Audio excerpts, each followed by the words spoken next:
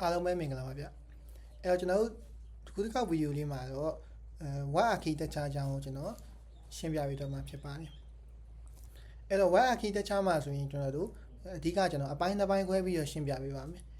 ပထမအပိုင်းကတော့ client side model လို့ခေါ်ပါတယ်ဒုတိယအပိုင်းကတော့ကျွန်တော်တို့ server side model လို့ခေါ်ပါတယ်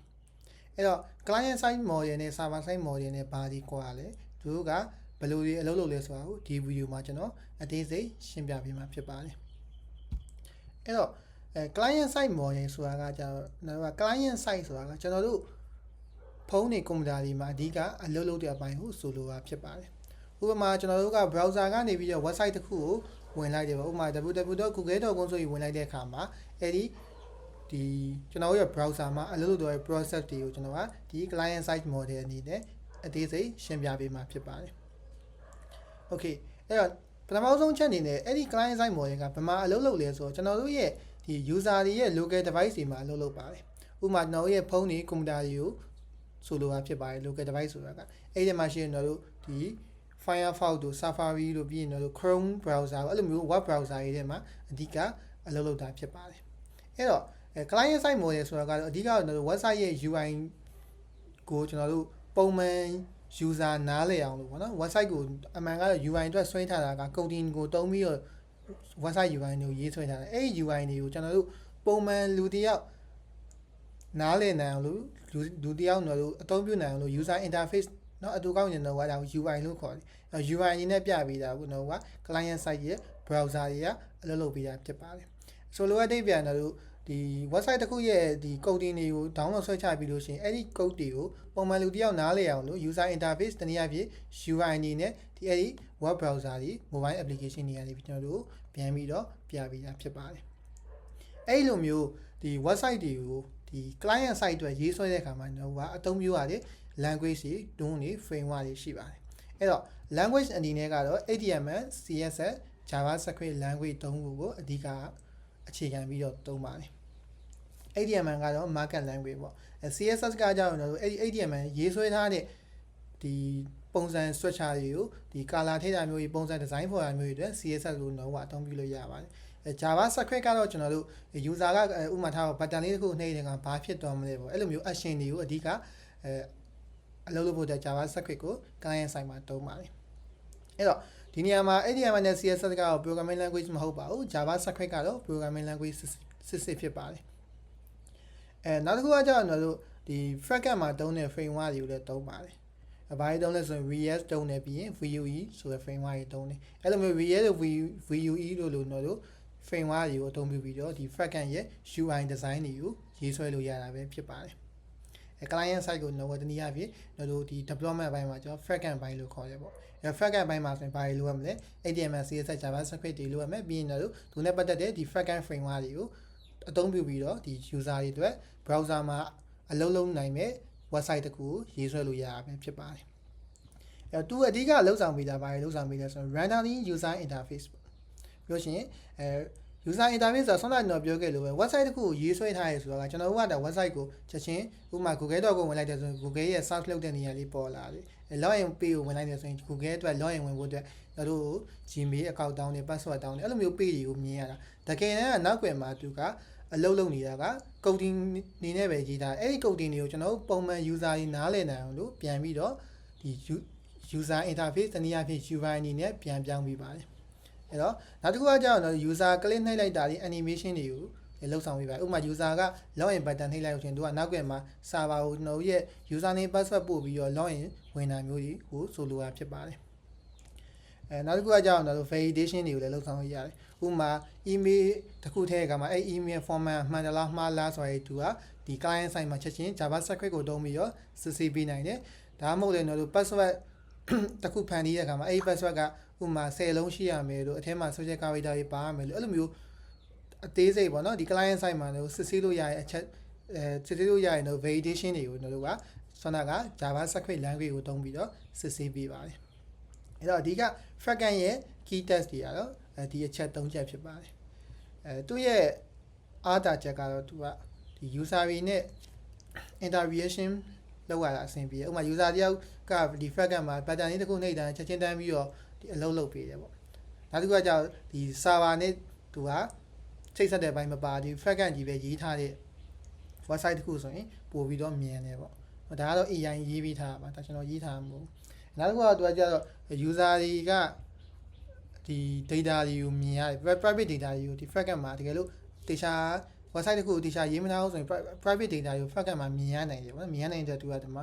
pro and con ဆိုပြီးတော့ဒီမှာ AI ရေးပြီးထားအမှန်တော့ဒီနေ့ချက်ကတော့မလိုပါဘူးနောက်တစ်ခုကကျတော့server side model ပေါ့ကျွန်တော်တို့ web development မှာကျတော့သူ့ကိုဒီ backend လို့ခေါ်တယ်backend ကိုကျတော့သူကဘယ်မှာလုပ်ပေးလဲဆိုရင်ဒီ remote cloud host တွေမှာသူကလုပ်ပေးတယ်တနည်းအားဖြင့်တော့ဒီ remote server တွေမှာလုပ်ပေးတယ် server ဆိုတာကထူးခြားရင်မဟုတ်ကျွန်တော်ကွန်ပျူတာတစ်လုံးလိုပဲသူကဒါပေမဲ့အဲ့ဒီကွန်ပျူတာမှာအမြင်နဲ့ဒီ24 hour internet ရနေမယ်အဲ့လိုမျိုးထားပါတော့ဒီ server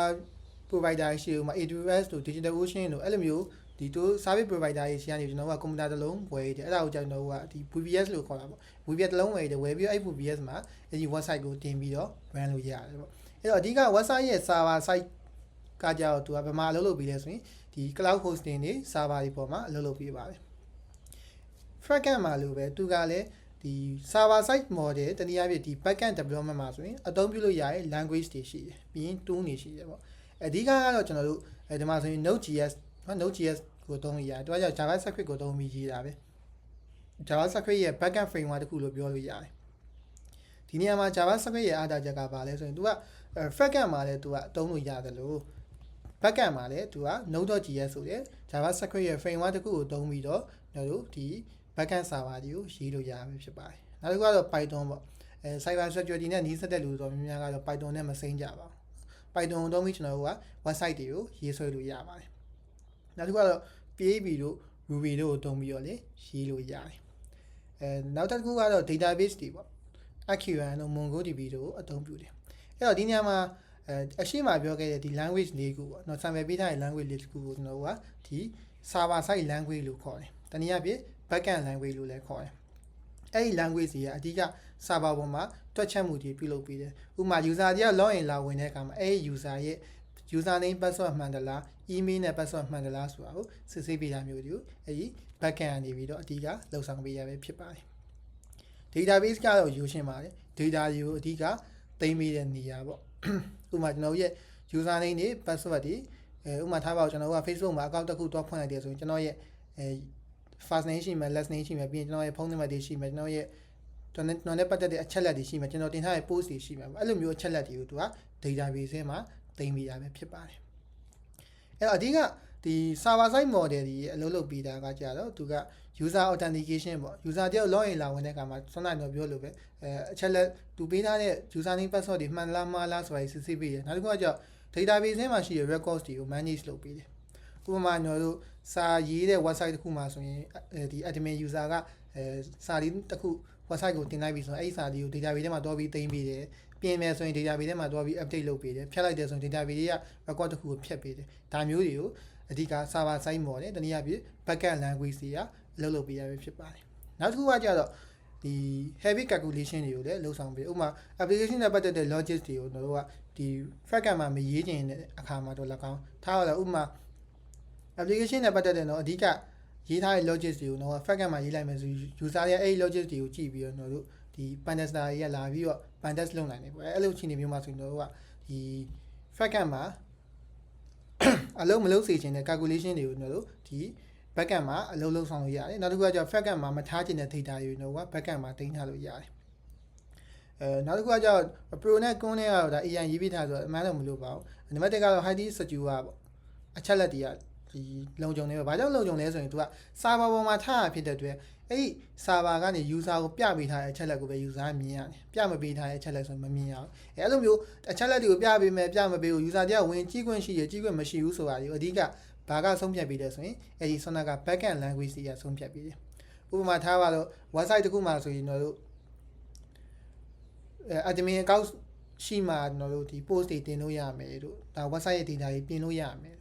ဒါမှမဟုတ် website ရဲ့အရေးကြီးရဲ့ဒီ page တွေဝင်ကြည့်လို့ရမယ်ဒါမျိုးတွေကိုကတ်တက်ပေးတာSona ကဒီ backend မှာသုံးတဲ့ language တွေ framework တွေကနေပြီးတော့သတ်မှတ်ပေးထားဖြစ်ပါတယ်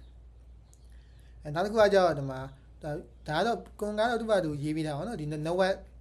ဒီ backend ပါတယ် website တစ်ခုကိုဝင်သုံးမယ်ဆိုရင် internet လိုမယ်ပေါ့နောက်တစ်ခုကကျတော့ဒီ server ရဲ့ location လိုက်ပြီးတော့သူကဒီ website တစ်ခုကိုဝင်တဲ့အခါမှာကျွန်တော်တို့ဒီ server ရဲ့ location နောက်တစ်ခုကကျတော့ကိုယ့်ရဲ့ internet အခြေအနေပေါ်မူတည်ပြီးတော့ဒီ website ကိုဝင်ရတာနှေးတာမြင်တာမျိုးဖြစ်တော့နိုင်တယ်သူကရေးပြပေးတာအမှန်တော့ဒီ pro နဲ့ con link ကတော့မလို့အဓိကအပေါ်က3ချက်ဖြစ်တဲ့ဒီဗမာ run လဲဆိုတာရယ်ဘယ် language တွေတုံးနေဆိုတာရယ်နောက်တစ်ခုကကျတော့သူအဓိကဘာကြီးလှုပ်ဆောင်ပေးလဲဆိုတာကိုဒီ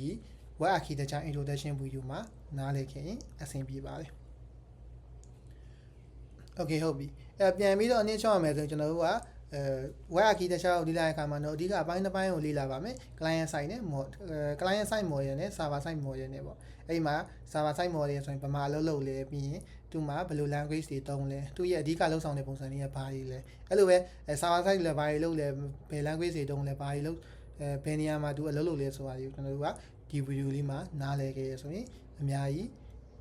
နောက်ပိုင်းပေါ့နော်နောက်ပိုင်းဒီ web security ကိုလေ့လာတဲ့အခါမှာအများကြီးအထောက်အကူပြုပါလိမ့်မယ် okay အဲ့တော့ဒီ video လေးမှာကျွန်တော်တို့ဒီလောက်ပါပဲဗျနော်တကယ်လို့ကျွန်တော်ဒီသင်ခန်းစာတင်တဲ့အခါမှာလေ website မှာကျွန်တော်တို့ဒီမေးခွန်းလေးကျွန်တော်တခါလေးထည့်ပေးလိုက်ပါမေးခွန်းလေးဖြည့်ကြည့်ပေါ့နော် video တစ်ခုချင်းစီမှာတော့သင်ခဲ့တဲ့အကြောင်းအရာတွေနဲ့ပတ်သက်ပြီးတော့မေးခွန်းလေးမေးပေးထားပါမယ်အဲ့မှာဝင်ပြီးဖြေလို့ရပါတယ်ဒီ course ရဲ့ comment စနစ်ကနေပြီးတော့ကျွန်တော်တို့ဒီဝင်ပြီးတော့ဆွေးနွေးပေးလို့ရပါတယ်ကိုနားမလည်ခဲ့တဲ့အပိုင်းတွေဒါမှမဟုတ်ကိုထပ်သိချင်တဲ့အပိုင်းတွေကို comment ကနေဝင်ပြီးတော့မေးလို့ရပါတယ် okay အဲ့တော့ဒီ video လေးမှာကျွန်တော်တို့ဒီလောက်ပါပဲဗျ